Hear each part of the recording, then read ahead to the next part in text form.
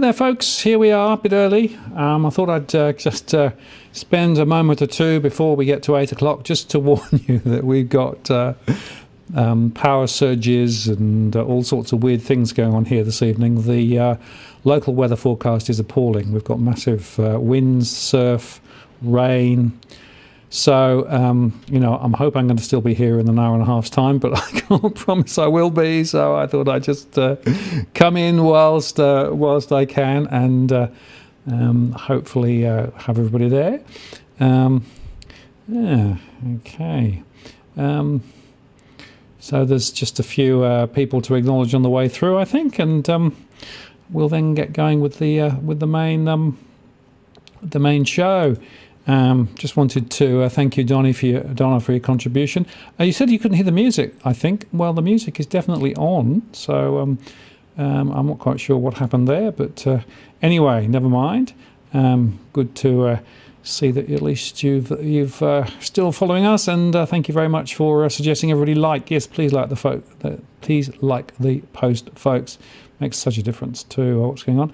And Lee, thank you very much for your contribution. It really is greatly appreciated. It certainly helps to keep us going. And thank you very much. And a few people raising questions about Nugget and a few other people there too. We probably won't talk specifically about Nugget tonight, but we'll talk about some of the other broader issues in principle, because there really is a very important question here about trust and truth and all those good things, and risk, and a lot of different questions, and some great questions already. And this one from Cookie we'll come on back to is if the US dollar becomes bullish, will crypto fall, or vice versa, I guess. Always an interesting question there. And a lot of discussions about quantitative easing and whether quantitative easing is working or not. My view is it's probably not very much at the moment, and so it goes on. Anyway, good news is that Jason, thank you very much for that contribution. Yeah, please do like the show. Please like the show. It's really, really important. As Jason says, it doesn't cost you anything to like the show, but it makes a big difference to me. Okay, well, I think we're pretty much there. The good news is that Adam's raring to go now. He gave me a slight heart attack when he said his EOS thing was disconnected. But anyway, it's now back on, so that's all good. So what I'm going to do is I'm going to run the intro, and then we'll get going with the formal show. Here we go.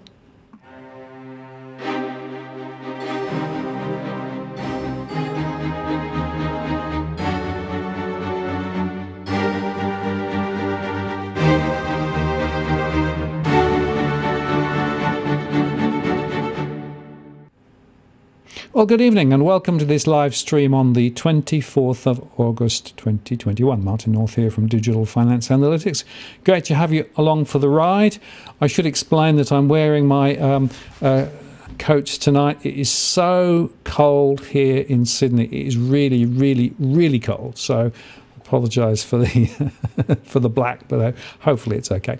And great to have you all along with us. This is a very important conversation tonight. I've been one I've been wanting to have for a few weeks, given some of the recent events, and so we're going to explore the whole question of CryptoLand, who to trust, how to trust, what does trust look like in CryptoLand as well. So, and I think one of the important questions will be talking about something called staking, and Mark actually just mentioned that now. So yeah, we'll definitely talking that. And Jeff, thanks very much for that. Yeah, it's going to be an interesting conversation. I think we're going to have a great fun.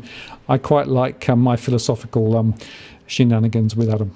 But before we get him to come in, I'm just going to run my normal little warnings, which is just simply this, that this isn't financial or indeed legal advice. This is a general conversation. Do please play nice in the chat room. No racial slurs. We do moderate the stream. This is as the 24th of August 21, if you're watching in replay. And if you want to get my attention, use at Walk the World. That will make sure that I see your question. Very happy for conversations to run in the chat, but I won't necessarily engage in all of them.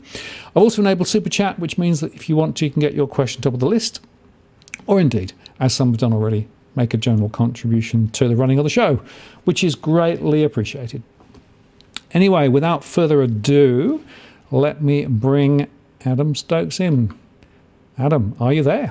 G'day, Martin. Good to see you. Thanks for having me on.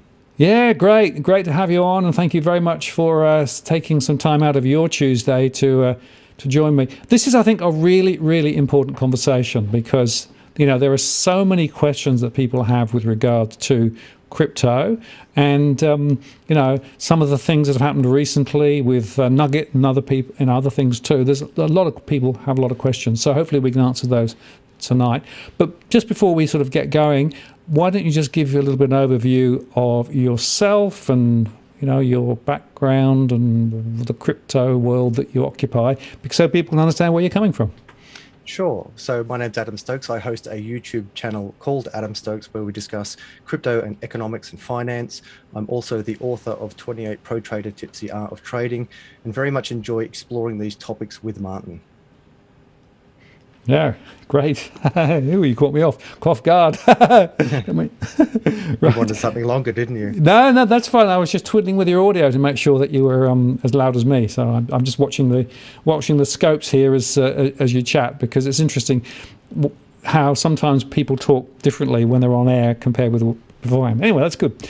Now, I think there's a few things I want to lay as a foundation for this conversation, right? Because I want people to understand that I'm a great supporter of the concept of the blockchain and what the blockchain can enable in terms of distributed computing and all of those things, right? So this is not necessarily a conversation about do I trust blockchains or not, right? This is about the DNA of CryptoLand that it is currently exists, with more than 10,000 coins out there and rising, right? With a lot of people very active in social media and basically pushing particular coins, significant movements, market movements up and down. Bitcoin's up again now. It was down, right? So there's a bunch of interesting sort of contextual questions, right? Which is very important to understand. But what I'm interested is something which came out today, in fact, which was from the ACCC. The ACCC came out with this that said, people are losing significant money from bogus investments, and they called out specifically cryptocurrency trading scams as one of the most significant growth spurts. So clearly, Adam, there is risks in this.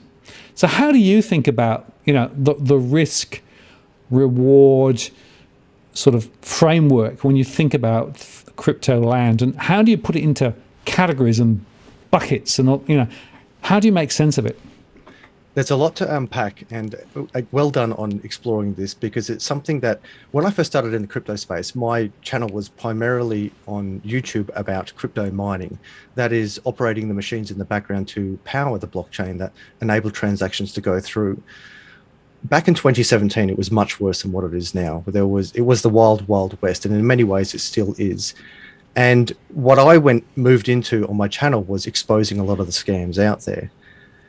But what was happening then is, in fact, the majority of my time was talking about the negativities of crypto. That is, this is a scam, that's a scam, watch out for the scam. And as a result, everyone was thinking that all of it is a scam. In my book, I speak about the speed of markets, and I've been trading for many years, and what's interesting about crypto is the speed of how everything is moving so quickly. So if you look at traditional markets that are operating 9 to 5 or even less than that, 5 days a week, 48-ish weeks a year, depending which market you're in, these markets are moving quite slow. Then we go over to the internet of money, which is crypto. It never sleeps. It's moving so fast, and it's so inclusive that there are huge opportunities for everyone to get involved. Now, that strength, of course, is the ability for everyone to be involved in these markets with little tiny buy-ins or massive buy-ins, with no need to go to, in its pure essence, a bank or a third party, as we did in the olden day markets, where there was typically a $500 minimum buy-in, a lot of paperwork to qualify just to get into these markets. And of course, even then, once you were in the markets, the growth or the movement in these markets were quite slow and small. Fast forward to today, and we can see the growth and movements in these markets are fast and massive. So there is immense opportunity to make a lot of money in these markets. But the downside to that, Martin, is, of course, there is immense opportunity to be misled in these markets. And because it is so inclusive and so open and so fast, and in many ways so decentralized, it is creating a lot of gaps for bad players to come in. And what we spoke about in a video a while ago, Martin, was we spoke about in 2017, there was the big scam was ICOs, that is initial coin offerings. And the equivalent to that is an IPO, an initial public offering, as we see with shares. And what was happening in 2017 was many of these coins were coming forward and saying, we're going to be a coin for this industry and we're going to be a coin for that industry. And so much money was pouring into these projects that would either never launch because they never intended to launch, or didn't launch because they were outsmarted by a competitor, or in fact, they never launched because when they ran the ICO, they made more money from simply gathering capital from the open market than they would actually launching the product itself. So many people were burnt in 2017. Fast forward to the next cycle, which is right now.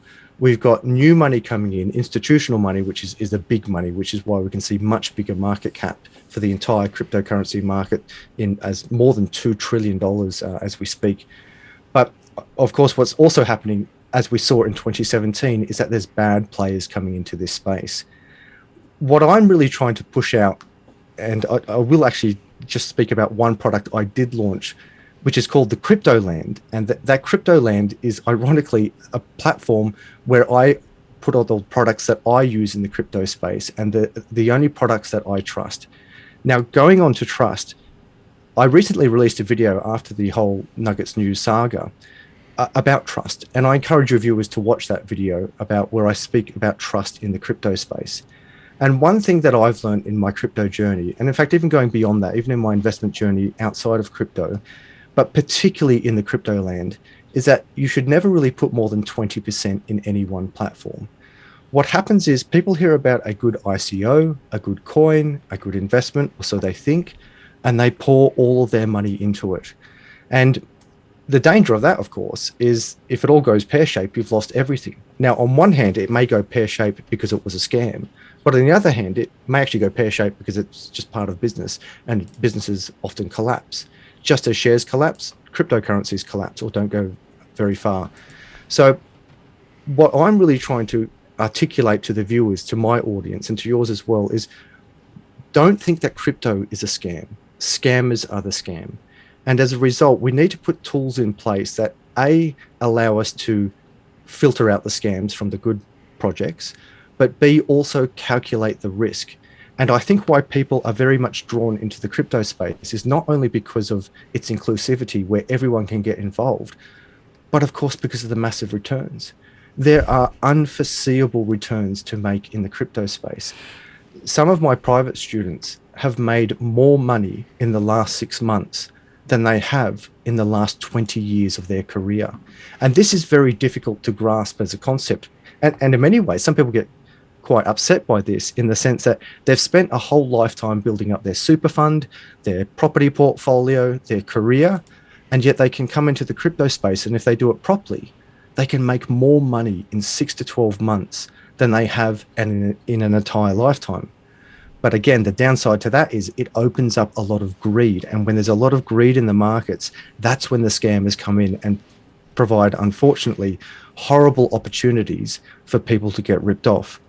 And the other issue that we're really facing, Martin, is that during the 2017 cycle, when all the ICOs were coming out and destroying a lot of people, and not all ICOs were bad. I point out Ethereum as an example. Ethereum was an ICO, and from memory, I think Ethereum was launching at $7, perhaps even less per coin. That's US, and now Ethereum is over $3,000 per coin. So you can see there were, in fact, immense opportunities to make in the ICO space, but it was only a very small percentage.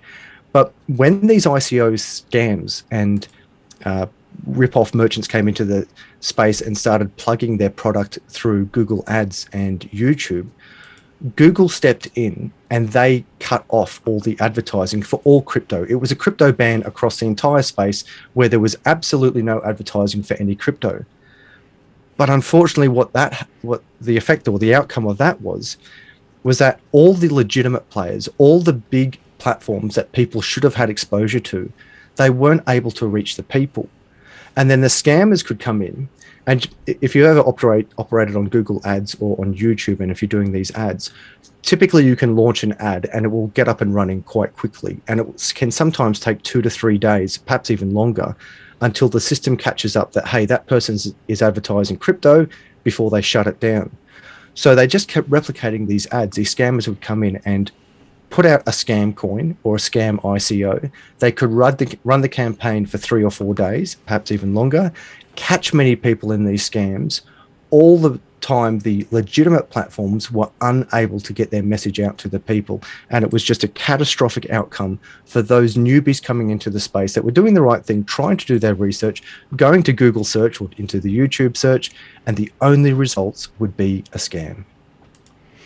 Yeah, and it's very interesting because I've had the chance to interview a number of founders of particular coins. I won't mention them by name, but I want to tell you the relatively standard narrative that I seem to get, right? Because I think it's important people understand that there are quite a few people looking for innovations and trying to actually innovate. So the story will go, we found a particularly innovative formula for a particular crypto offering. It's going to track better than gold, or it's going to provide returns better than long-term investments or whatever, right? So it normally has some attraction to it. And then they basically will explain it in painful amounts of detail as to why what they've got is different from what everybody else is, right? And, in some cases it'll be things like, it uses this particular platform or that particular security thing, whatever it is, right?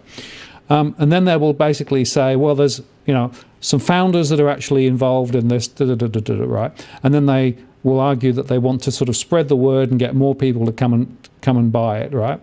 And then they will say, well, actually, what we're doing, of course, is we're staking, right? So what we're doing is basically we're lending off our coins for other people to invest in to be able to actually trade. And suddenly you start realizing that out of this fundamental idea, right, there's this ecosystem being built around it, right? Which basically you have founders in the middle, and then you have some people that are sort of the believers and the evangelists, and then you've got the great unwashed beyond it, who they're trying to basically attract to come into it. And so often they will say, well, we need more people to come in because that's the only way that this is going to grow and the value is going to be created, et cetera, right?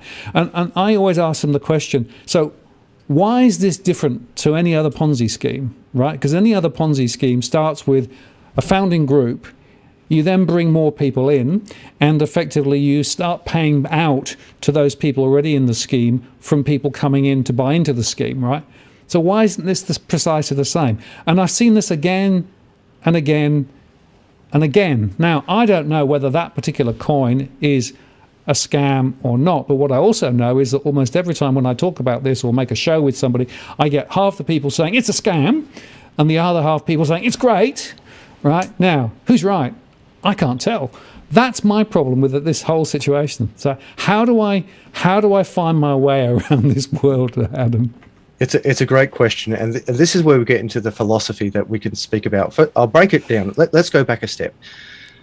Crypto aside, any investment, if you even gold and property, if you want the price to go up, it's all about the demand in that. If there's no demand for property and if everyone sells their house straight away, the property market will tank. The same is for gold, the same is for the US dollar, the same is for absolutely every type of commodity, stock, bond, anything you like to mention. If everyone's going to dump it, the price is going to go down. So the argument that the only reason why crypto is going up is because people are putting money into it, therefore it's a scam. It's a really a straw man argument, or it's a slippery slope argument, in the sense that the same applies to any market, anywhere, for anything at any time. Going on to crypto, the reason why we are more exposed is, again, because it is the internet of money. If we compare the internet of knowledge and information, before the internet existed, knowledge was passed really through books and letters. So you either go to the library, which was open 9 to 5 days a week, sometimes 6 or 7 days a week, depending where you live. Maybe you had some late night studies, and you could access the information in the written form in books. Then if you wanted to pass that information on, you could either hand deliver or use a third party to send that information around. And that was a very slow process. Now, as we move on to the internet of money, the internet of money is where we can move value around the world 24 hours a day, 7 days a week, without a centralized body, arguably at the speed of light. And these things move so much faster. Then we go on to the third part of this, as I mentioned as we started speaking. When it came to investing in shares, so I started investing in shares when I was 18, and back then it was a $500 buy-in. Now a $500 buy-in, and even back then I think it was a $70 brokerage fee. They're much cheaper now, the fees. I think that you can get them as low as $10, but still a $10 fee for brokerage and a $500 buy-in, that pushes a lot of people out of the market.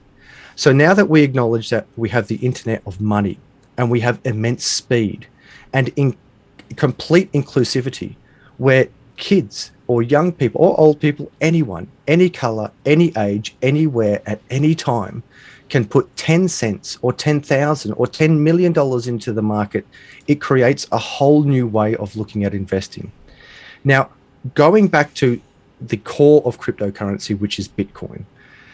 Bitcoin is so powerful because it's trustless. And trustless is a term that I was never taught in school. I was never taught in any of my degrees or in my Masters of Business. I learned this term getting into the crypto space. Trustless systems are systems where we don't rely on an independent body or a third party to verify a ledger, verify transactions there, or verify that I have given this money to you or that money even exists. And this is why Bitcoin is so powerful, because there is no leader, there is no company. It is a completely trustless, open source, transparent, and immutable system that everyone can be part of. And that is why the truth is in the markets. And we can see that Bitcoin is at number one with a market cap, I think, just crossing over $1 trillion again, as we see the price pumping again and more institutional money coming in.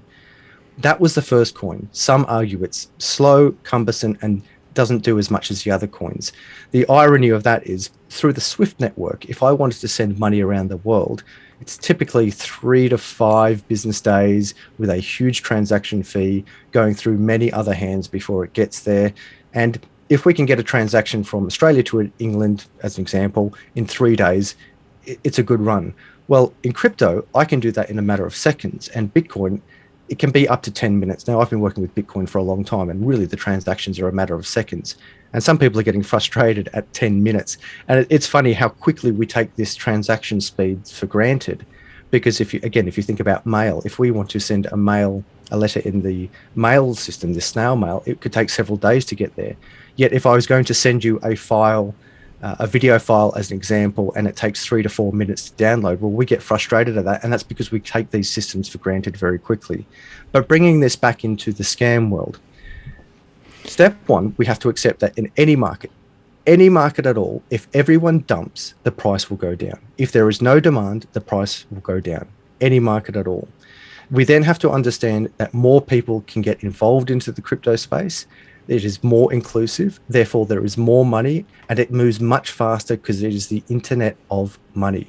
Now, when you're talking about staking, we're slightly going on a bit of a tangent there, because staking, you have primarily 2 types of coins. You have a proof of work coin and a proof of stake coin. The proof of work coin is something like Bitcoin or Litecoin or currently Ethereum, where they're operating with these they're called ASICs in the background, application-specific integrated circuit miners. They're basically computers that do a lot of calculations very quickly to verify transactions on the blockchain. Now, I'm a miner, and I have many mining machines in my property out the back, and they're very noisy, very power-hungry, and they verify transactions to allow the crypto, we'll use Bitcoin as example at the moment, to allow Bitcoin transactions to go through.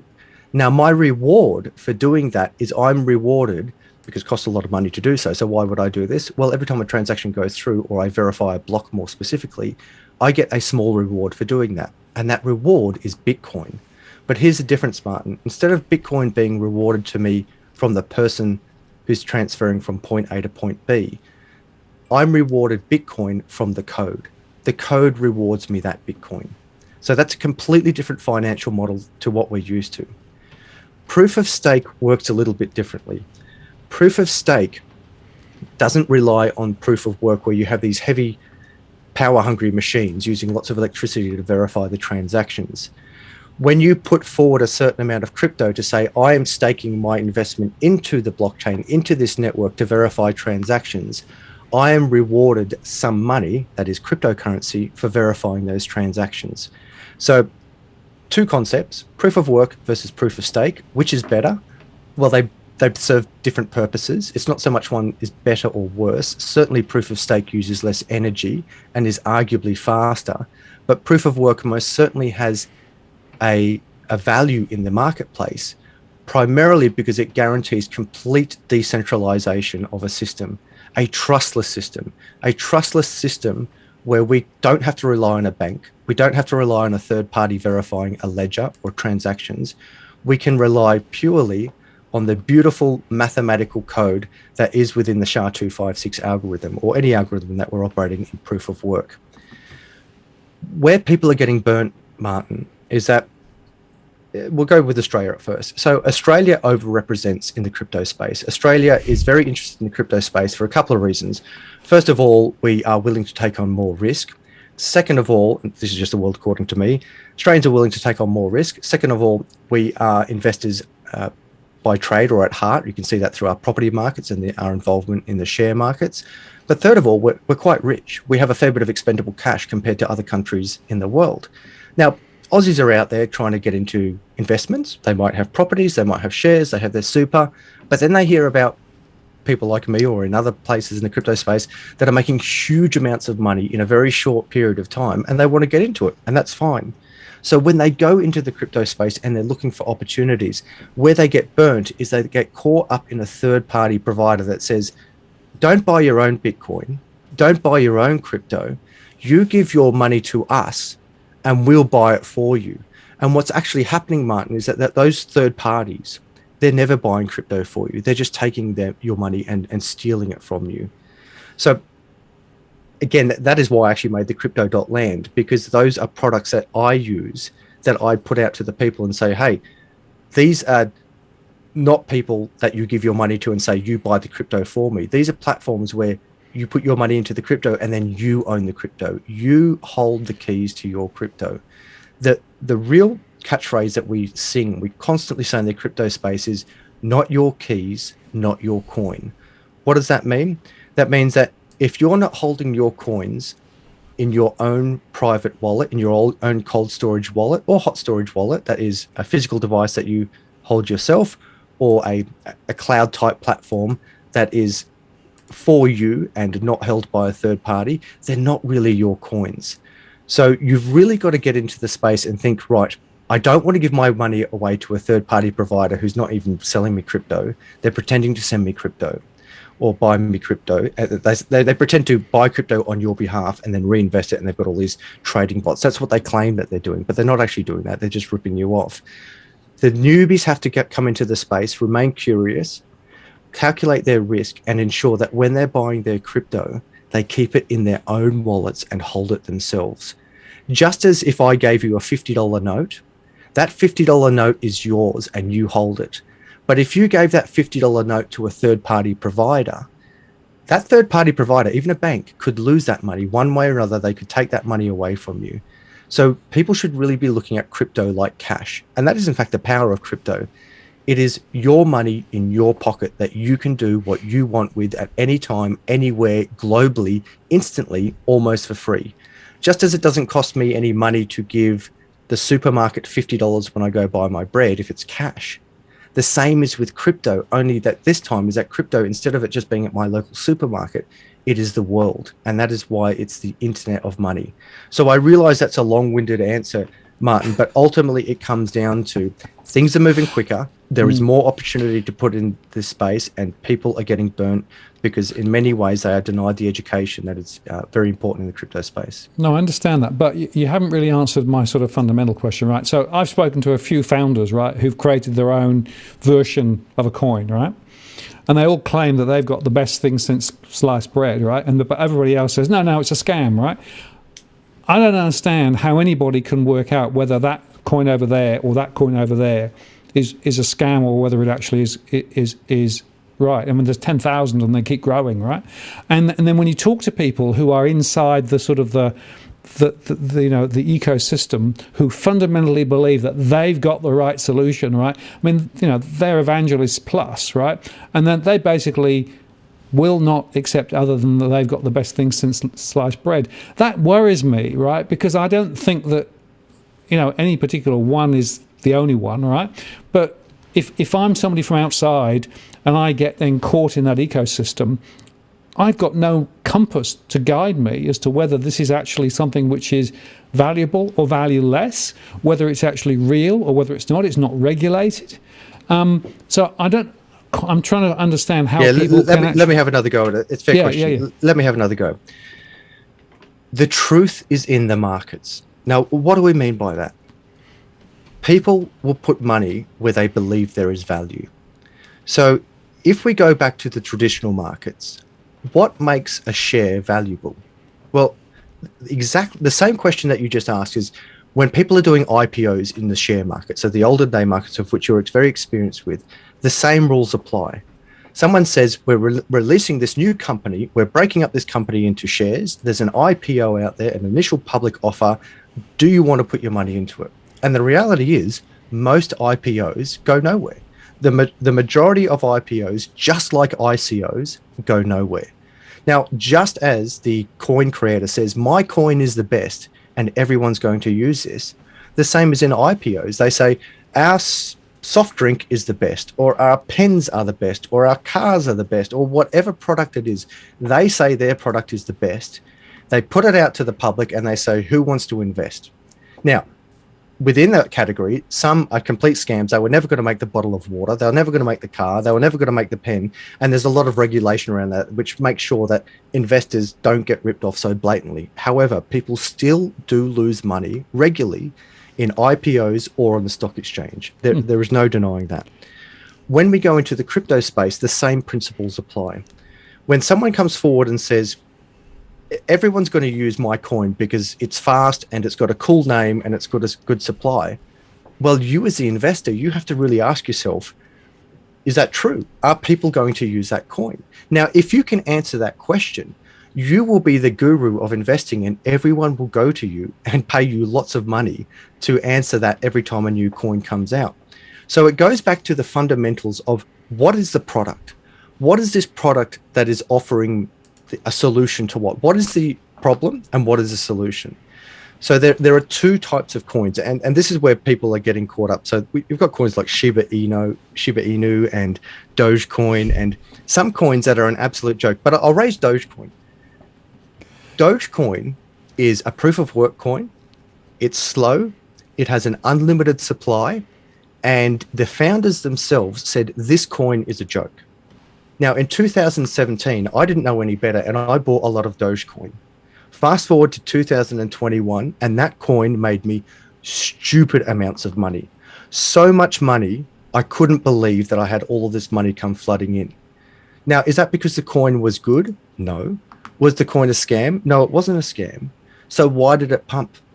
It pumped because the truth was in the markets. And the truth in the markets was that many people thought Doge was a cool coin. So many people invested in this coin and it drove the price up, which goes down to the fundamentals of investing. If there is a big demand for it and a lot of money going into it, the price will go up. So to answer your question, it's not a simple answer. You have to really ask in the first instance, why is your coin better than any others? And in many instances, in fact, 99 times out of 100, Martin, it's not better than the others. But here's the catch with something like Dogecoin. Even if it is not better than the others, if the market loves it, the price will go up. And this is why it is so exciting and dynamic in crypto, because no matter who the commentator is, I say, don't give them more than 20% trust. Don't even give me more than 20% trust. Whatever the commentator is, in fact, even on the channel, your channel, we spoke about a while ago with John Adams, the housing market was going to crash. Well, if everyone had invested or believed that information that the housing market was going to crash, everyone would have sold their house and it would have crashed. Well, of course, the housing market didn't crash. So we are all searching for the truth. And this is the philosophical side of what we're doing, Martin. What is a scam? And I've really gone into deep thought about what is a scam. Now, you have blatant scams where they say, we're going to sell you this product, which is going to make you live forever. And of course, that's not going to happen. So people put all their money into that. They take the product and they don't live forever, or it doesn't cure brain cancer, or it doesn't do what it says. That is a blatant scam. Now let's go a little bit deeper into it. And they say, this coin is going to be awesome because go Dogecoin. Well, many people have said the only reason why Dogecoin has gone up is because more people have bought it. And that's completely true. The reason why Dogecoin went up, a slow joke coin with an unlimited supply went up because so many people put money into it. But does that make it a scam? Well, no, that actually makes it the free market. Right, and I think that's a really important point, right? So there is, if you like, a theoretical fundamental value of, an asset, whatever the asset is, right? And then there's a market value, right? And the market value of an asset is the combination of supply and demand. In other words, if you have a lot of people wanting to buy it, for whatever reason, in any asset class, prices like to go up. On the other hand, if you've got lots of people trying to sell it, prices go down. So that dynamic is, and clearly you see that in the crypto world, right? Because prices go up, they go down, and it goes back to, well, why people are buying. Elon Musk tweets, and everyone's, I must go in and buy that one, right? So it goes up, right? Or vice versa, right? But there's an interesting question, right? Which is, but what is the fundamental value? So I can understand the fundamental value of a company, right? Because the company has cash flow, it has accounts, there's some regulation around it, et cetera, right? Fundamental value of a Bitcoin? I have no idea, right? Fundamental value of some of these other coins, I just have no idea. It could be zero, it could be something infinite. I mean, it seems to me, and this is something I think I want to explore a bit, is to what extent is this really investment, or is it really just speculation? Are we just taking basically a gamble? And is this just legalized gambling? Is that what we're really talking about here? Great question, and let me challenge you on it. So I want to use Amazon as an example. So Amazon, for many years, was losing so much money. And if you look at the stock chart for Amazon shares, they were constantly going down in value. If you held on, you would have made more money than what you knew to do with. But now let's look at actually owning a share. When you own a share in a company, and we're talking about traditional stocks here, you don't have the power to, let's say you've got a stock, and I'm using someone else's example. Let's say we've got shares in McDonald's. And even if you have a lot of shares, let's say you own 10% of McDonald's shares, what control do you have over that company? You can't change the menu. You can't change the price of a Big Mac. All you can really do is have some voting when they're putting in a new board member, and you might get some dividends. Believe it or not, the shares of a company aren't really representative entirely of how much that company is operating or how much it's worth. And that is proved by what happened with Amazon. Now, and it's also proved with the reality that when you own shares, even if you own a lot of shares, you don't really have any control over what's happening with that company. When we look at what's happening with intrinsic value, I really ask, what is intrinsic value?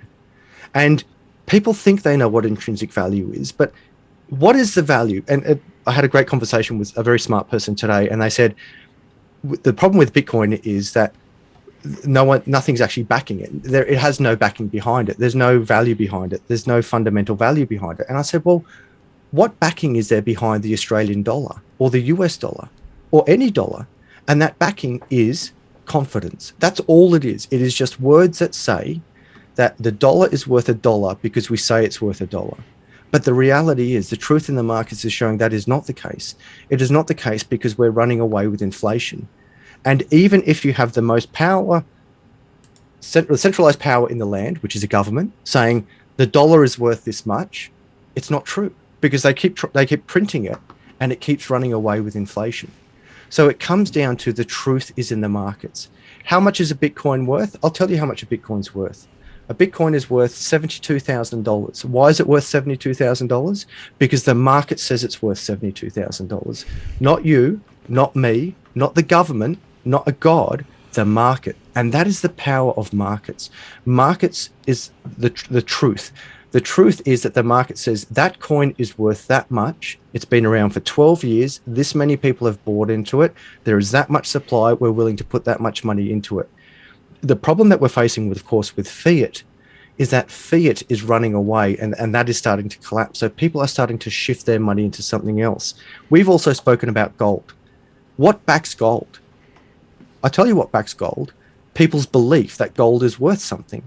Why is it worth something? Because it's scarce. Some people say gold is worth a lot because I can make jewelry out of it. That is true, but I can also make jewelry out of tin. Why isn't jewelry that's made out of tin worth more than jewelry that's made out of gold? Well, because gold is scarce. Ultimately, value comes down to scarcity and the desire in the market. So you might have something that's super scarce and there's no demand for it, so there'll be no price. But ultimately, when a product is scarce, just as Bitcoin is as an example, 21 million Bitcoins, if everyone wanted a Bitcoin in the world, there's not enough to go around. And people are waking up to that. Now let's look at fiat. Why is fiat valuable?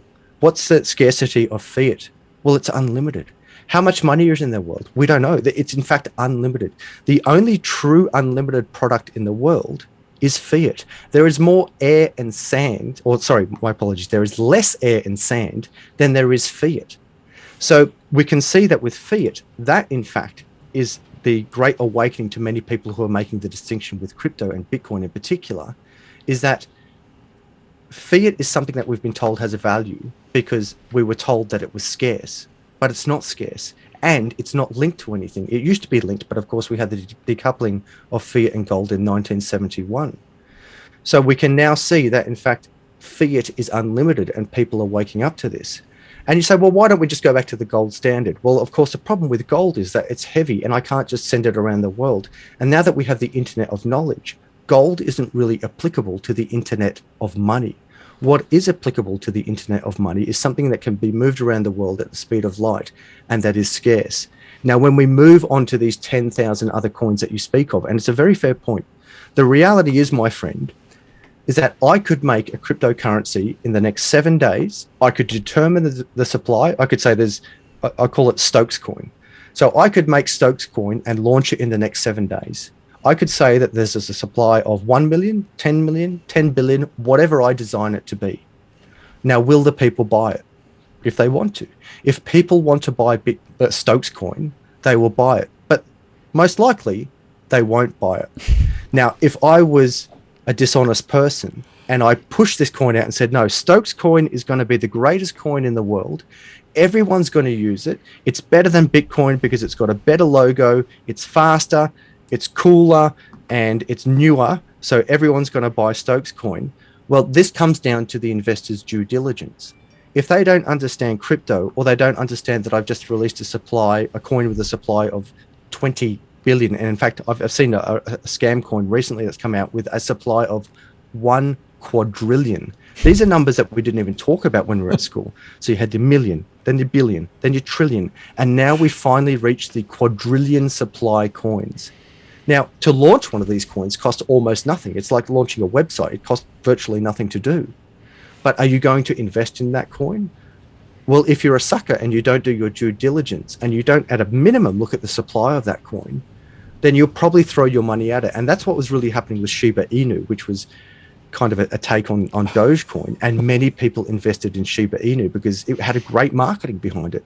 Everyone was talking about it. It was on TikTok. It was on YouTube. Newbies were coming into the space and like, oh, that sounds like a good coin. And what they also got caught up with is that the coin was valued at 0.0000001 of a cent. So you could put in $10 and suddenly own millions of these coins. And what people were infatuated with is like, oh, I can put in $10 and be a Shiba Inu millionaire. So then they thought, oh, well, if I put in $10,000, then I can be a Shiba Inu billionaire. But of course, those coins had no value. Now we reverse it and we go over to Bitcoin. The number one thing I hear with Bitcoin is people say, I don't want to buy Bitcoin because it's $70,000 a coin. And they say, I can't afford $70,000. And I say, well, don't put in 70 cents. And they say, well, I'm not going to put in 70 cents because I want to own a whole Bitcoin. And it's like, why? Why do you want to own a whole Bitcoin? What you want to own is a portion of something that is scarce, in high demand, and is going up in value. And that, my friend, is Bitcoin. Yeah, no, I absolutely get that. And look, I think there is a fundamental difference between, the Bitcoins of this world that have been around and, for the logical reasons, and the thousands and thousands of others that are actually popping out of the woodwork, right? Yeah. Where effectively you see social networks fundamentally pushing a particular concept, right? And it's interesting. Quite often what happens is the social network takes you out of the public domain into a domain which is effectively within their walled garden, and then you can get more information or whatever, right, in a secret world that nobody else could. It's I see that quite often, right? So but that is if I could just interject, because it's a good point. That is amplified to the extent that the mainstream is cutting off the advertising to the legitimate projects. So it's a double-fold situation where you have those bubbles or these insider groups, these social media groups that you were speaking of, where the advertising is virtually free, huge networks, a massive network effect. You can pump out a brand, and there's really no checks and balances in place. Then you go over to the mainstream, like Google, YouTube, and other channels that are out there like, oh, crypto's a scam, so we're not really going to talk about it. And so all you're left with is the wild west of people coming in and saying, well, where do I look? And I'll also throw this in. So I get advertising deals almost, in fact, daily. In fact, sometimes I get 3 or 4 advertising deals a day where a company will come to me and say, can you plug this coin on your channel? And we will either give you lots of that coin. So SafeMoon was an example. SafeMoon is something that I say is a scam that's going around at the moment. SafeMoon, I think SafeMoon Cash is the next one. So you had like Bitcoin, then Bitcoin Cash. Now you've got SafeMoon and SafeMoon Cash. But of course, to someone like me who's been in the space, and I'm not alone, many people have seen this, the red flags go up straight away. They come to me and say, can you advertise this coin? So straight away I'm like, no. And the next thing they say, well, we're going to pay you all of this SafeMoon Cash coins. And it's like, well, they've got zero value. But the first thing I do is I look at the supply of it, and SafeMoon Cash is, I believe, it's in the quadrillions, as I understand it. I'm going off memory here. So the reality is that pretty much any coin that comes out, you should really put on the filter that it is a scam. And I'm the first to say that 99 coins out of 100 will collapse, probably even more. But here's the thing. This is the real challenge. I want you to think about going to a casino, and there are a lot of gamblers out there, and we have to face the reality that a lot of people treat this like gambling, and that's no secret, and it's something that we should address. If I go to a casino and I've got the roulette table, and I think there's 36 numbers on the roulette table with a 0 and a 00. So let's say, for argument's sake, there are 38 numbers on a roulette table. If I put $1 down on a roulette table, I've got 1 in 38 chances of winning. And if I win, I get 38 to 1. So I've got 38 options out there. I put $1 down, and if I win, I get 38 back. Now let's translate that into the casino, if you will, of crypto. I've got, instead of 38 numbers, I've got 10,000 numbers to choose from. But to keep this argument or this example consistent, let's say I'm at that roulette table, and there's 38 cryptocurrencies to choose from. I put $1 on any one of those cryptocurrencies, but instead of the return being 38 to 1, the return can be 10,000 to 1, or 50,000 to 1, or 100,000 to 1. So think about this. Now I go into that roulette table. Which one's going to win? I don't know. So I put $1 on every single number, and it doesn't matter that the 37 lose, because the one that wins comes up at 10,000 to 1. I'm quite prepared to lose that $36 or $37 on all the other numbers that don't come up. But yet the one that does come up is 10,000 to 1. And that is the human emotion that these scammers are operating on. The human emotion is saying that our coin is going to be the next one that gives us 50,000 to 1, 100,000 to 1. And some coins can do that, but the majority of them won't. And of course, the challenge is now is that the roulette table isn't 38 numbers.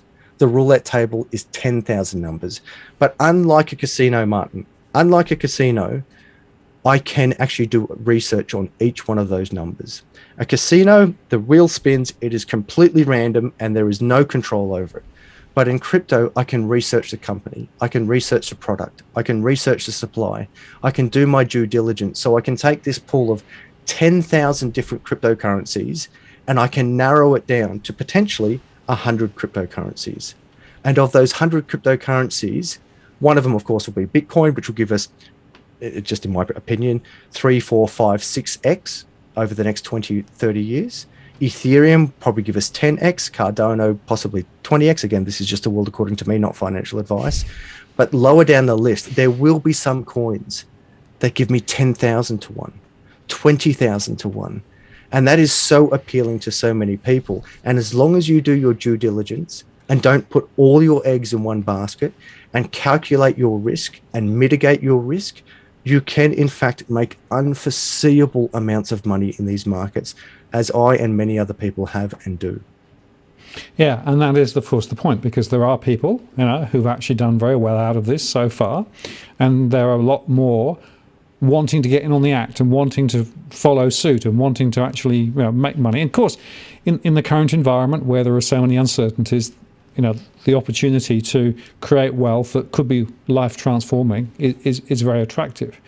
I guess my question, Adam, is to what extent, though, could ordinary people go through that research process and look at a particular coin and try and come up with a sense of whether it's real or whether it's not, or whether it's going to fly or whether it's not going to fly? Because I can tell you, from having spoken to a number of founders and having looked at a number of websites, right, quite a few of them make it really, really complicated, and I believe that they make it complicated to obfuscate the truth, which is that it's a scam, right? Or potentially could be a scam, right? It can get really complicated. It's very hard to really unpick precisely the way that they actually envisage it working, and precisely, what the momentum is potentially that you could see.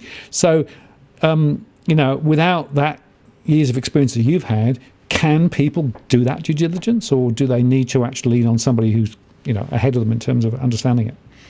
That, my friend, is where my channel comes into the picture, and other channels like mine. Those who are out there that you explore these channels, you listen to what these commentators are saying, and then you actually don't, as I quite openly say, don't even put all your trust in me. Don't put all your trust in everyone. Do your due diligence and get a wide variety of opinions. So, for example, let's talk about Ethereum versus Cardano, two of the most powerful, arguably, smart contract coins that are out there at the moment. The David and Goliath battle. In fact, I've even said it's the Goliath and Goliath battle. Some people say Ethereum will not succeed. It's too slow. It's got too many bugs in it. Other people say there's no way Cardano won't succeed, or there's no way Cardano will succeed because they don't have the network effect and they're too late to come to market. Well, what's the truth? I don't know. I know that both coins are very powerful and both have big potential. And I'm constantly seeking the truth. Now, I invest in both Cardano and both Ethereum, and it goes back to calculating risk. These coins have been around for a long time. A lot of very smart people have spoken about it for many years. I've, in fact, spoken to the founder on my channel of Cardano, Charles Hoskinson, and I believe in the project. Now, if I'm choosing between 10,000 coins, the reality is, Martin, if there's 10,000 coins out there, probably 9,500 are going to fail. I don't even pretend to state that is not the case. It is absolutely, the majority of these coins are going to fail, just as the majority of businesses fail. The majority of businesses fail within the first 2 years of launching. That doesn't mean business is a scam. It doesn't mean shares are a scam. It means that business is hard, and it means that investing is hard. And it means that investing and business comes with a huge amount of risk. It's just that now in the crypto space, it is amplified and it is fast. It is amplified through both the potential growth that you can have and the speed in which it takes place. Businesses constantly collapse, cryptocurrencies constantly collapse, but the network effect of cryptocurrencies, just as we've seen the network effect of information platforms, is ginormous. I mean, even if you look at Yahoo made a lot of money. And who would have thought that Yahoo would have collapsed to Google? But it did. Now, does that make Yahoo a scam? No. Did people get rich off Yahoo? Absolutely. Will Google be around forever? Probably not, because there are a lot of competitors now coming up, in fact, in the decentralized space that don't control people's speech and enable people to have complete decentralized communication. So it's a really tough one, Martin, because there is no one answer. And investing inside or outside of crypto is tough. It's really tough, which is why we have crypto communities where we get everyone involved, we talk about it. And I've had controversial, shall we say, commentators on my channel. And some people have come forward and said, that's a scam. And I say, great. Why? And they say, well, it's a scam. And I say, well, why? And they say, well, because it's growing too quickly. And I go, well, Bitcoin grew quickly. Is that a scam? Amazon grew quickly comparative to other businesses in the past. Is that a scam? Google, its stocks grew massively quickly compared to say Ford Motor Company as an example, is that a scam? Things are moving much quicker, and it goes down to what is a scam? Obviously, if I'm selling you something that says it will cure cancer and it doesn't, that is a lie, that is a crime, that is a scam and is punishable and should be. But if I say I'm launching Stokes coin, there's a supply of 100 million, do you want in? And people put money in and the market puts money in and the company grows or the coin grows, that's not a scam. That's the truth of the markets. I think that's a really, really important point, right? Because essentially what you are underscoring, and it's worth, I think, just replaying that slightly, right? The market dynamics enabled by the technology means that you can actually engage in a market much more quickly and effectively than previously. And therefore, any market can be, created very quickly and can actually be very dynamic and can move. That doesn't necessarily make it a scam, right? Just because Correct. It happens quickly and people can, win or lose or whatever, right? But it can very often grade into deception or inequality, meaning that there are some in the know who are actually effectively the ones holding the baby, and then they're pushing it out to a bunch of other people who perhaps don't know, aren't as so expert, so they're exposed to an unequal set of transactions, unequal set of relationships, right? I see that quite often, and that's when it starts then getting difficult in my mind, because what you don't know is whether you're being told the complete story or a version of the story, because actually the network effect, which you mentioned just on, is really, really important people to understand, right? If you only have one fact, it's useless. If you have a million facts, then it's quite a useful piece of technology, right? And the same with all of these things, right? The more people who are involved in the market, right, as we said earlier on, that's the market dynamics, the more it potentially has the momentum that creates then the future value, supply, demand. So how do we get around this issue of the founders and the people who've got that sort of initial stake, and then who capitalize on that stake as other people come in, right? I mean, is that just the market operating? Yeah, we've seen this happen in, again, olden day stocks where it's just a pump and dump. They say they release an IPO, they say this product's going to be great. The inside group say this is just going to be a pump and dump. We're going to make a really nice white paper. We're going to have a really good roadmap. We're going to have some really good marketing. We're going to get lots of people to buy into it. And then as soon as the price goes up, the people on the inner circle dump the stock or share or coin, and the price plummets, and everyone's left behind losing all of their money except for those people in the inner circle. Yep. In simple terms, Martin, there is no answer to it. We don't know. And right. if a centralized body is plugging a product and people want that product, and I use Dogecoin as example again, because Dogecoin, the founders of Dogecoin admitted, they openly said, this coin is a joke. This coin is something that has no cap supply at the moment. It's proof of work. It doesn't really do much. It's slow and it's useless, but we're putting it out there for fun. And the irony is, someone like Elon Musk picked that up and said, I love that. I love that, so I'm plugging it. So it went up. So on one hand, you can actually have a centralized body actually saying, we believe this is a joke and it's going to go nowhere, and yet the market loves it and it goes up. Now let's invert that. You have a centralized body that truly believe that they're making a good product. They truly believe that their product has value, and they truly believe that it has a future for anyone who invests in it, but it doesn't work and it collapses. So which one is the scam? If there is a known intent for the person to rip off the people, that is a scam, and those people should go to jail. But if we have a free market where someone launches a product, whether that be a cafe, a bank, a coin, a bottle of water company, and it collapses, that's just the free market. That's just the reality of business, that things go down.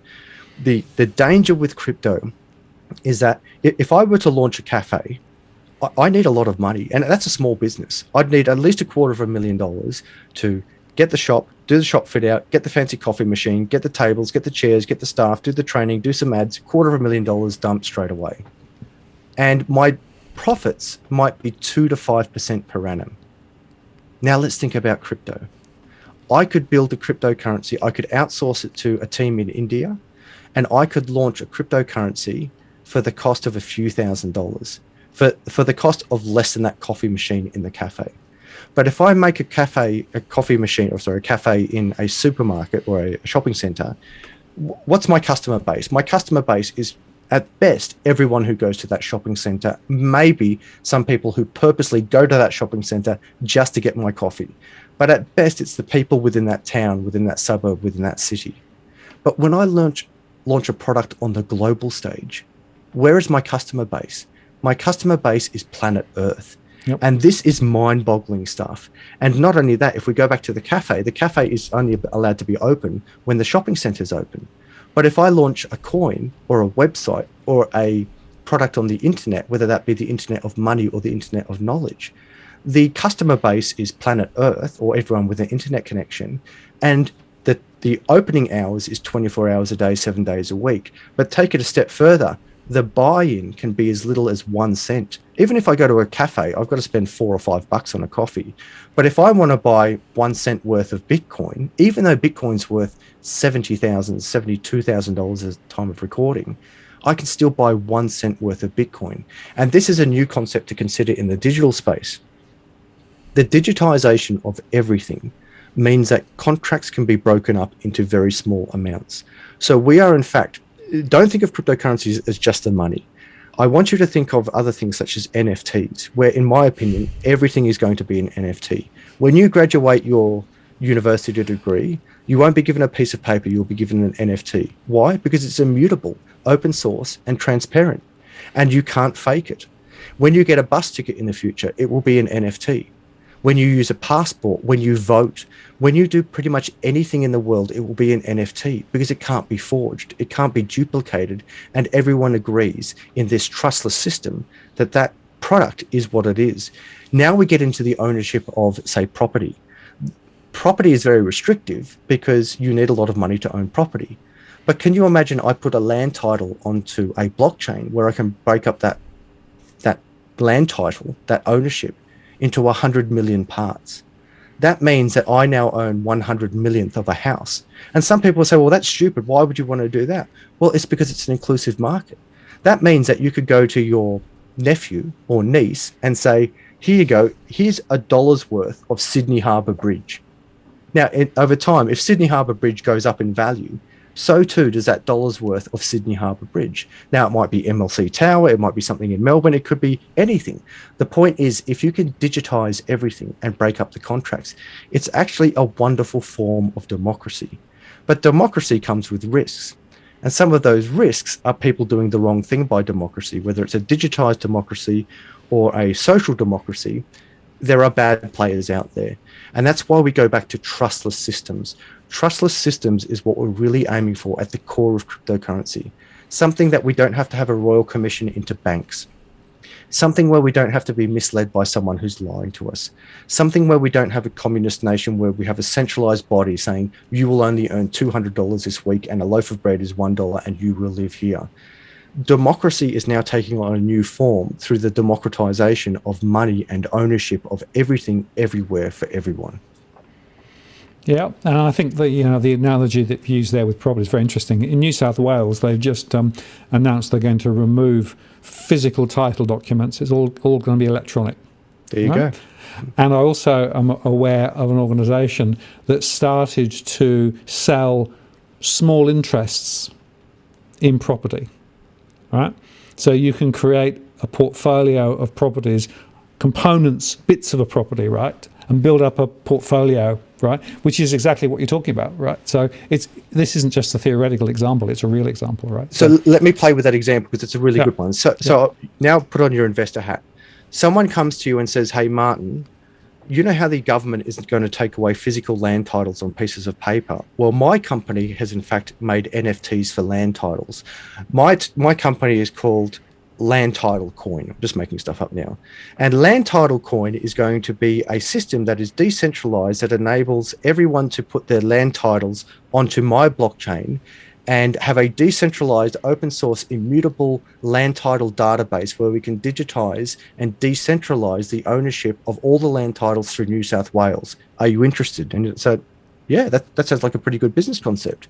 So they say, right, there's this supply, we've got this people on the project, I've got this reputation, that person has this reputation, we already have these negotiations with the government, are you interested? And it's like, well, now I'm even more interested. So you throw $100 at it. And again, if this was an IPO, I would normally have to throw in at $500 or $10,000 or whatever the IPO minimum is. But if it's crypto, you could put in $1. There may be no minimum. You could put in 10 cents. So then it goes back to how much risk are you willing to take? Now, for me, I can afford $100. I can put $100 into an ICO, an IPO, or a coin. I couldn't do it in an IPO because that's not the minimum buy-in. But I could put it in there, and if I lost that $100, I would still eat tomorrow night and the night after. But if you said you got to put in $1 million, I'd be like, well, hang on, that's a pretty high risk. Now it's all proportionate. If I'm on a 7 or 8 figure per annum income, $100 is nothing. But if I'm on a 5 or 6, probably a 5-figure income, a low 5-figure income per annum, $100 can be a lot. That can be my week's groceries. So that's where you calculate how much you're going to put in. The famous saying is only invest what you can afford to lose. Now, if I'm on $50,000 a year, I can really only afford to lose $50 to $100, depending on my circumstances. But if I'm on $10 million a year, I can comfortably afford to lose $100,000, again, depending on my circumstances. So the two parts to looking at this project is that A, is the project viable? B, who is running the project and who have they spoken to? And then C, how much can I afford to invest in it? Now, comparative, if I just came to you and said, like I did with my example before, and said, hey, Martin, I've got Stokes coin. My coin does nothing. It's just money like Bitcoin or like fiat. I've got a supply of 4 quadrillion. Do you want to buy in? I would suggest you would be an idiot if you said yes. But to counter my own argument then, if you had $5, it's like, yeah, look, I won't have coffee today. I'll put $5 into Stokes coin. And if it 10x's, my $5 has just gone to $50. But if it 1,000x's, my $5 has just gone to $5,000. So you can see that that's the mental game of this. That is the mental game that we are all playing, that 1,000x is not unlikely in the crypto space. In fact, 10,000x does happen. If you had, now Bitcoin's an extreme example, but Ethereum wasn't far behind and it's still got a long way to go. But had you put $100 into Bitcoin in 2009, you'd be on about $12 million now. Think about that. $100 for 12 million. Now, can you afford $100? Yeah. Now, what was the likelihood that it was going to succeed? No one knew. No one knew. But when you're looking at those type of returns, $100 turning into millions of dollars, that's where the human emotion gets involved. And now there are new projects coming in saying, we're going to be the next Bitcoin. But for people who have been in the space for a long time now, we say nothing can beat Bitcoin. There is no Bitcoin company. There is no Bitcoin board. There is no Bitcoin founder. Of course, Satoshi Nakamoto wrote the code, but he is anonymous. And although he has a supply himself of 1 million coins, that isn't concerning to me. Another thing that you might want to look out for is if I said, I'm going to release Stokes coin, there's a supply of 4 quadrillion, and I'm keeping 3 quadrillion for myself, that would be a massive red flag on top of everything I've just said. But going back to the example of where you said ownership titles will be all now digitized and possibly they should be put on a blockchain. They should be a form of NFT. And I said to you, well, I'm running the company that's now going to put all of these companies, all of these titles onto the blockchain. And you said to me, Adam, well, how many coins are there? I said, well, there's going to be a supply of 1 billion coins. You say, okay, how many do you own? And I say, I own 10 million. That's a reasonable risk. That's reasonable because if I dump 10 million of a supply of 1 billion, that doesn't really affect the market. But if I have 5 billion and I dump that with a total supply of 10 billion, that is a big risk and something that I wouldn't invest in. These are all the art of trading and the art of investing. That is difficult for everyone, everywhere, whether it be a cafe down at your supermarket, down at your shopping center, or a cryptocurrency that is launching to decentralize the ownership of land titles globally. Absolutely. And, it shows you, again, how it grades from investing to speculating to gambling. I mean, it's a continuum, isn't it? Right? Absolutely. And it's also worth noting that any investment of any type, right, has risk attached to it, right? There's no such thing as a risk-free investment, right? It's just a relative risk, relative return, all of those things. And I think that's something sometimes, we find people either say, oh, no, I'm completely against crypto or I'm completely for crypto. Now, actually, any asset class that you invest in has risk attached to it. The risk might be calibrated differently. There's also, if I may, just on that point, one risk that I've really started to calculate is in fact opportunity cost. So I own a lot of property, and I've built up a property portfolio over many years. Now, I'm now in a position to buy several more houses. And if I buy these houses, what is the return? What's the growth that I'm going to get on those houses? Well, I mean, a few percent per annum. But if I put that money into Bitcoin, and Bitcoin continues to grow as it is, and even if I diversify my holdings in crypto, I put some in Ethereum, some in Cardano, some in Bitcoin, some in Hex, some in other projects that I believe in, a few really high risk, high return coins, and I'm suddenly making 200% per annum. Well, for those who have said, I'm only going to invest in property, the reality is a lot of property investors are now waking up and saying, hang on a second, property isn't in fact giving me the return that the government promised me. I have rates, I have land taxes, I have inflation, I have difficult tenants, I have COVID where people can't pay for rent, I've got the interest rates that are going to affect me in the background. I have this huge counterparty risk for a relatively low return. So then you go and look over, you just peek over the fence into the crypto space, and we say, hey, come over here. You're going to quite comfortably get 200% per annum on these coins. There's definitely going to be risk, but history has shown that the demand is coming over here, and this is coming up, and an up-and-coming market, and it's doing quite well. So now, of course, you have to calculate the risk of, if I put this money into property, what am I missing out through opportunity cost in these other markets? So now, as I evolve through my investment life, and I also realize how precious time is and how short we have, how very little time we have to invest, all of us, I'm now starting to realize, in fact, I realized this a while ago, this is in fact the opportunity of 4 or 5 generations. In fact, this is the opportunity of possibly more than any generation has ever had in the history of humanity.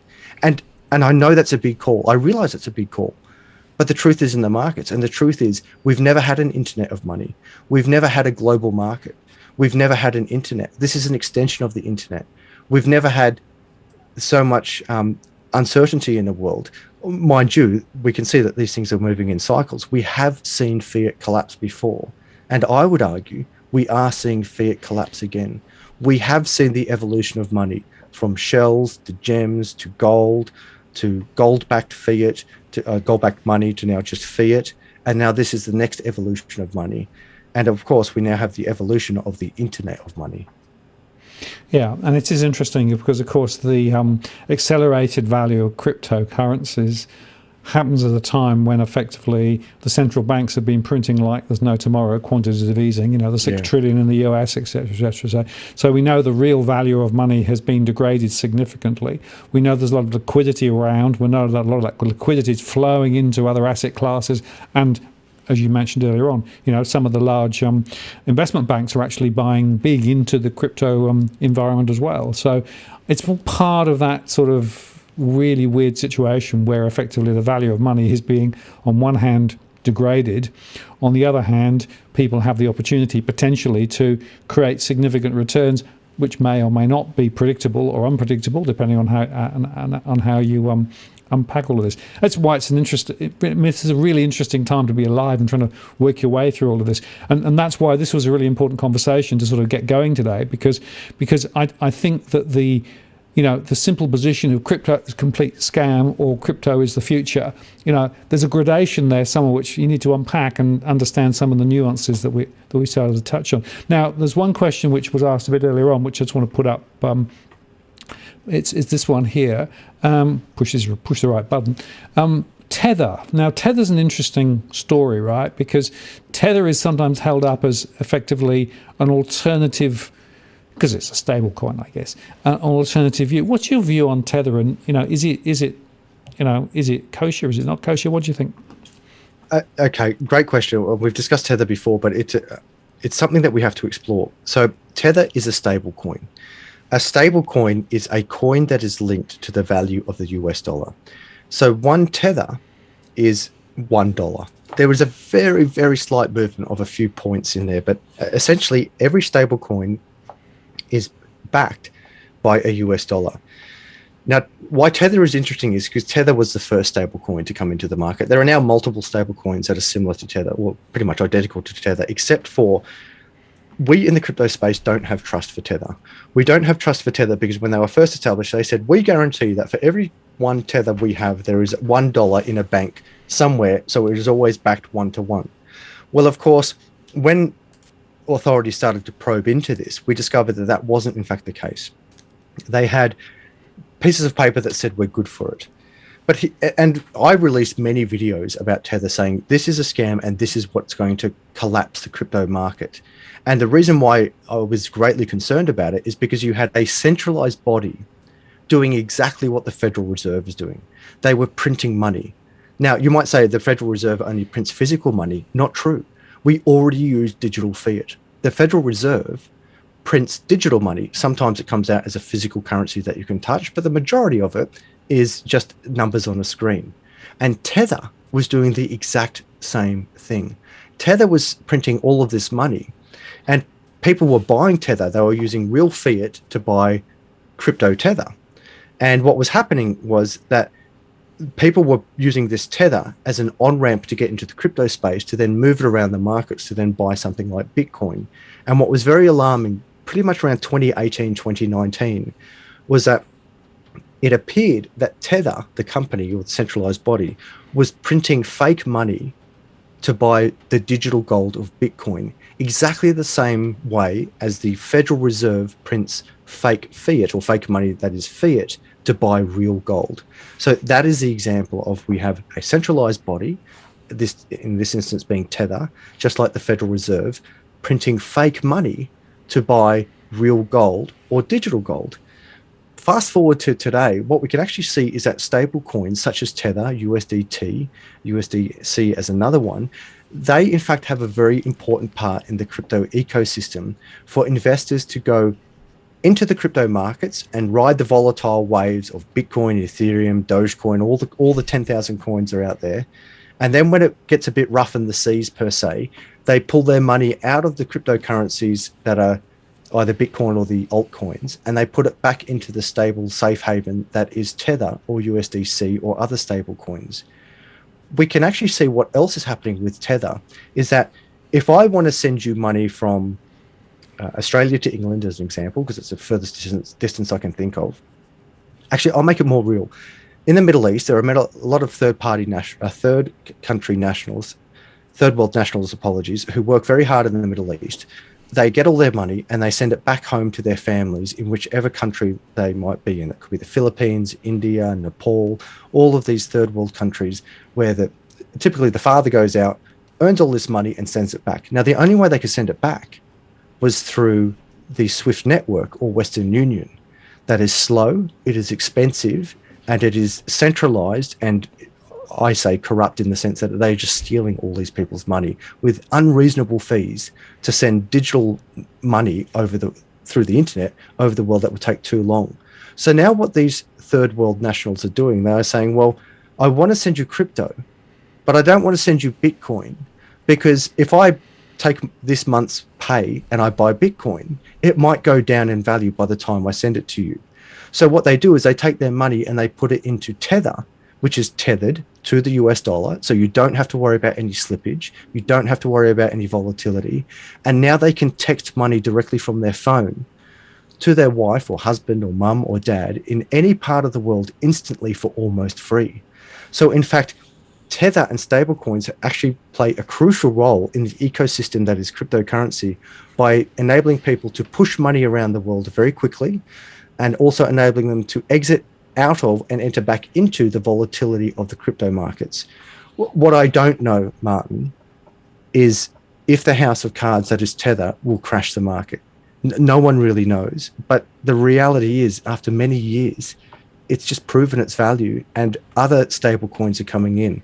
What I would say to investors out there is you don't need to invest in these coins per se, because they're not designed to go up or down in value. They're designed to simply be a stable currency that you can move around. But going into deep thought experiment about this, if I buy $1,000 worth of Tether, and Tether is tethered to or pegged to the US dollar, and the US dollar deals with 8% of inflation, or 10% of inflation, or any amount of inflation, then so too has that cryptocurrency, because it is pegged to the US dollar.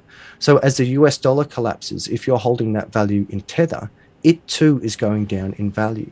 So this goes down to the deep thought experiment about what is value. And this is in fact why I see gold in the future, that this is the world according to me. I in fact believe that we'll be measuring the value of Bitcoin in ounces of gold, not the price of an ounce of gold, but actual ounces of gold. For example, 1 Bitcoin equals 50 ounces of gold, as an example. And that is one way of ensuring that we have some type of stability of value, because the reason why Bitcoin is going up is not, in my opinion, is not just because people are buying more Bitcoin, but it's also because the unit of account to which we are comparing the value of Bitcoin is going down. So even if Bitcoin maintained a consistent purchasing power, the nominal amount would go up as the unit of account that we measure it to starts to go down in value. So that's why I think we're going to have this double effect. The US dollar is going to go down in value, which means that the comparative price of Bitcoin is going to go up in value. So stable coins are something that you need to be careful of, and I would not be investing in any third-party companies that are launching other stable coins, as some people are trying to do now. We have enough stable coins. They are doing their job, and anyone who's launching a stable coin may be doing so with questionable motives. Yeah, well, I've come across a few of those and interviewed a few, and one of the questions I quite often ask is, why are you creating yet another stable coin? And quite often the answer is either because we think we've got a better algorithm or opportunistic, right? So I'm with you. I'm a bit skeptical of proliferation of and that, coins. my friend, that is your wisdom. And I don't mean that to say that as brown nosing per se, but you're dead right. Why do we need another stable coin? And why is your stable coin better than the other one? Yeah. I mean, stable coins are moving at the speed of light anyway. Quite literally, if I send a transaction right now through a stable coin, I don't have to wait for hours for a transaction to go through as I do with the SWIFT network, which could be 3 days, or Western Union. So don't just fall for anyone who's plugging a stable coin. You really have to ask, why do you even need them at all? And that it's my philosophical training. I always ask the why question. Yep. Right? Now here's one from Jason, which is also quite interesting, and I just want to put it up again. And thanks, Jason, for the super chat. So, if you invest in crypto, is it a gamble not taxed versus trading, whereby you are taxed and it's complicated? What's the differentiation between gambling and making money out of crypto, tax treatment wise? That's a very interesting question, right? It's quite complicated, so we probably won't have time to pull it apart. But what's your perspective in terms of one versus the other? The reality is crypto is taxed. Crypto, and check out the videos I've done with my accountant on my channel, as well as third-party software providers that help you calculate all the taxes on your cryptocurrencies. Cryptocurrencies have been legitimized by the fact that the Australian Taxation Office, as well as the IRS and other government bodies, do tax crypto. The easiest way to answer this is that crypto, for all intents and purposes, is treated like a share. If you buy a share and you sell that share at a profit, you are going to pay a tax on that capital gain. If you hold that share for more than 12 months, you pay tax on 50% of that profit. If you hold it for less than 12 months, you pay tax on 100% of that profit. So the difference between gambling and I'm not a gambler. I think everything we do in life is a gambler, but I don't go to casinos and gamble. I don't use poker machines. I just think you're wasting your money. And the reality is the returns on the crypto market are way better. And I can calculate the risk far easier and not just leave it up to random events that are happening on a roulette table or a poker machine. As I understand it, though, if I win money gambling, I believe I don't have to pay tax on it. But if I do win money or gain money through cryptocurrencies, most certainly I must pay tax on those gains.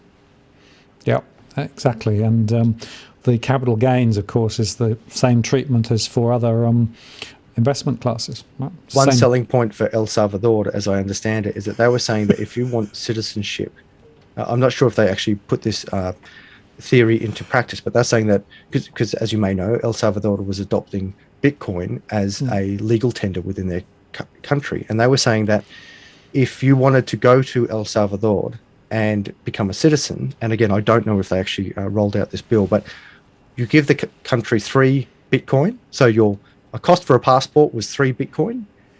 And then any Bitcoin you bought into that country was not subjected to capital gains. Now, that's something to really consider. Imagine you were sitting on $100 million worth of Bitcoin, which is not unreasonable. If you sold that $100 million worth of Bitcoin in Australia, you would have to pay capital gains on at least half of it. But if you migrated to El Salvador under this law, you would have to pay no capital gains on it. Now, I'm not a tax advisor, and there may be some tax exit fees for getting out of the country, but it was certainly something very interesting in the broad picture that countries were adopting crypto or Bitcoin as legal tender and not making their people or foreign nationals pay tax on the gains on that crypto.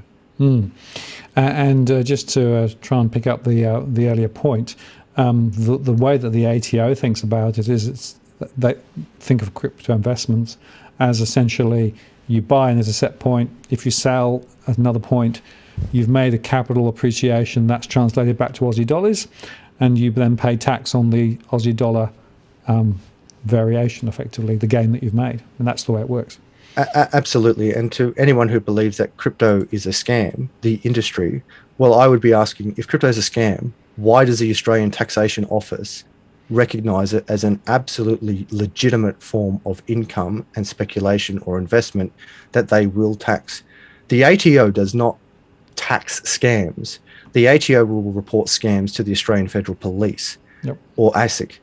So that is something to really consider when you're thinking, oh, crypto is a scam. Yeah, exactly right. And the scam watch that I mentioned earlier on, right, were actually schemes where people were being cajoled to try and buy into crypto schemes that weren't real, right, which is what you were talking about earlier on, right, and there were still lots of those around. It wasn't about the mispricing or, buying at the wrong point. That's something different. That's sort of standard trading. So just to be clear on that. Now we're coming up to 9:26. It's amazing how the time's whizzed by, but I just wanted to touch on 2 quick things. The first is, you mentioned earlier on something really important, which is, where is value pinned to, right? That is, for me, one of the most critical questions for people to get their head around, right?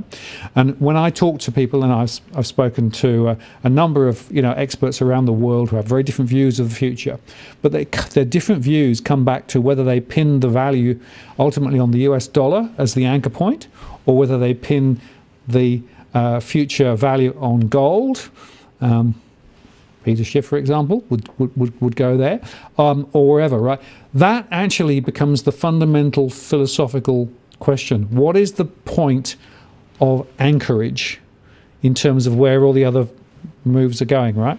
And you said something very interesting, which was that you think it might be actually more associated with gold rather than some other alternatives, which is, I think, quite fascinating, and not the US dollar.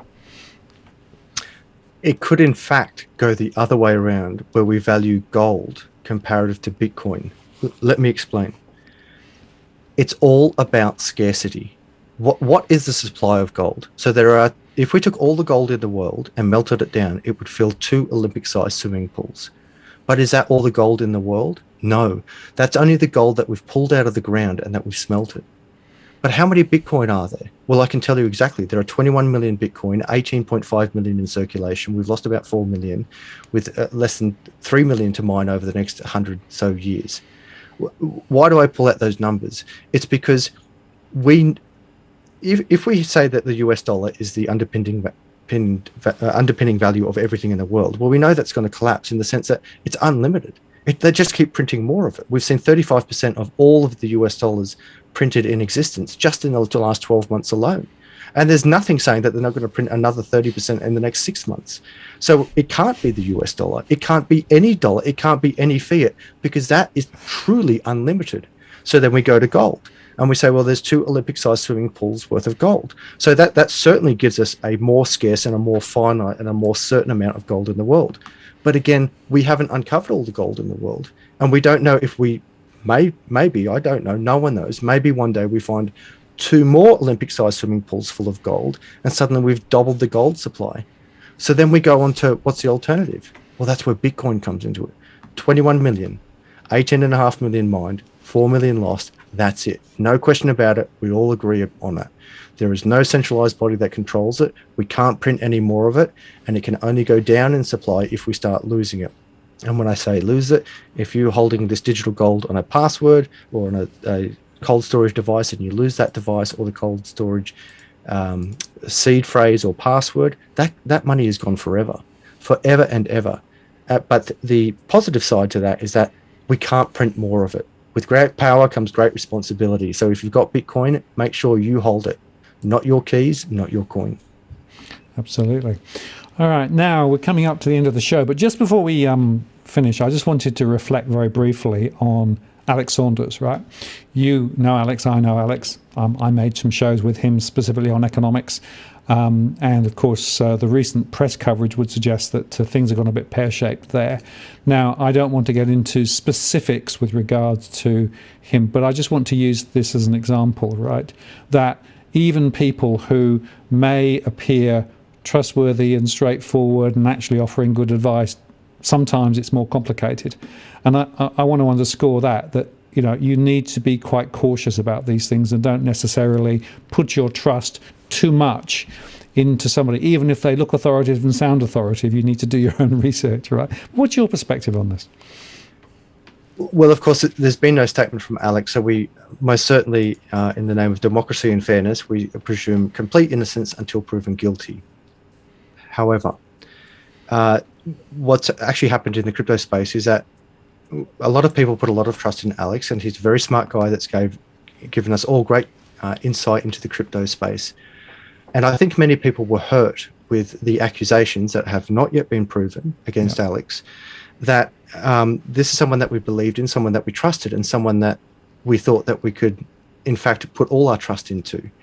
And it actually goes back to, again, the video that I released recently about trust. Generally, I say this: never put more than 20% of anything that you have in more than one place. Now, that might be money, but it might also be trust into someone. So even me, I do my best to search for the truth and deliver the truth. And I myself on my channel, I'm exploring the truth and trying to find both sides to everything that is out there. If it's a scam, I want to know why.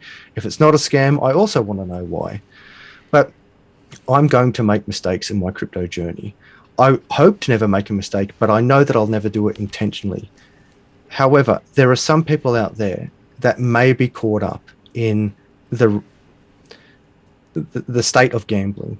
I've actually looked into the psychological realities of gambling, and what I've learned, Martin, is in fact, if you're a gambler, it's a very serious addiction. And I'm not suggesting anyone out there is or is not a gambler, but if you are a gambler and you get caught into the crypto space gambling, you can get yourself into a world of hurt. That is, if you're a speculator, an investor, an advisor, a commentator, if you're a gambler, you're going to get into a world of hurt.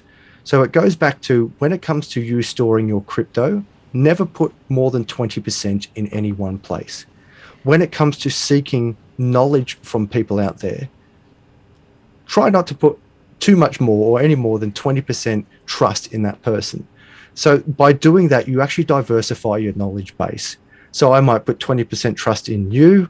I might put 20% trust in someone else, my teachers, my professors, my comrades, all the people out there. And I might put 10% trust in there. But overall, if I'm not going to put all of my trust into any centralized body or any person, I can in fact get more facts, more knowledge, and make sounder decisions. Yeah, and I think that's the point. One of the things we try to do on DFA is to put different voices up, different opinions, different ideas, right? Because that's what I think is the most helpful thing that I can do, right? And rather than sort of preaching a particular doctrinal view on anything, right, I try to actually put different views up so people can make their own opinions, right? Make their own decisions and think about things, right? the trouble is, quite often, what I see is that people want to jump and reach for that sort of instant gratification, the instant answer, right? And I think that in the crypto world, my message is just be careful, right? Don't necessarily swallow everything whole that somebody says. Don't necessarily say just because it's crypto that it's going to be perfect every time, right? Because actually crypto has been created by human beings, and human beings aren't perfect. They're far from it. So the point is, a bit of caution's good, but just to be clear, my own position is also that, as I said right at the start, the concept of the blockchain, the concept of democratization of finance, all of those things, I'm actually a great believer in that, because I don't think that central banks and central bankers and big banks and the fiat system is actually working to the benefit of most of us. So I'm hoping and believing that some of these new things can take us to a different future, but we have to be careful about the journey. That, my friend, is the key point to all of this. It's all about trust. Do you really trust the bank, especially after the Royal Commission? Do we put our complete trust into governments? Do we put our complete trust into corporations? And when you actually start to explore that, you realize, in fact, no, I don't put my complete trust into all of these things. Bring in a trustless organization such as Bitcoin, and it's something that takes a lot of time to wrap our head around, because in the history of humanity, we have never had a trustless organization. We have never had a trustless money. And once you really grasp that something, some have even said it's almost a godsend, this decentralized type of doing money, way of doing money that is completely trustless, you actually start to realize, oh my word, this is in fact the future, not just of money, but the future of business. Absolutely, and that is the point, of course, because the whole concept of what we're talking about here is a radical recrafting of the economy top to bottom, right? And the finance proportion is an enabling capability of something much bigger. And that's where I get really excited, because I can see some of the potential over the horizon. It's not quite there yet, but you can see. And look, we may well end up where central banks lose a lot of their power because of it, and the banking system as it currently exists effectively, dissolves into something rather different.